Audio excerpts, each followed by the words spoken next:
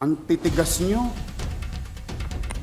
ang lupit nyo, para kayong alkohol, wala kayong patawad sa mikrobyo.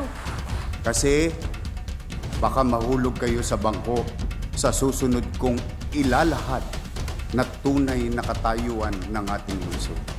Sa gitna ng kampanya, 21 na opisyal at empleyado ng City Hall nag-cash advance ng 2.1 billion pesos.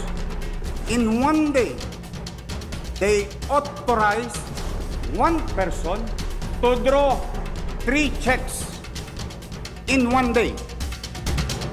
Pinag-cash advance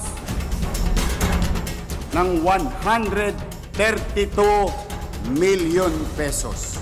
Ayan po siya. Ang pangalan po niya, Jonathan Garzo. Isa pang mataas na opisyal ng City Hall. Lilingunin natin sa tawag na Assistant City Administrator. Nag-transfer ng malaking pondo from General Fund patungong Trust Fund. Ang pera, 683 million pesos. Ayan po siya.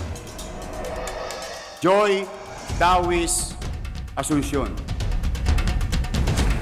Sa kasagsagan ng eleksyon, isang empleyado ng City Hall, ang pangalan Fernan Bermejo, nag-cash advance ng 641 million pesos, Councilor Jong Isip.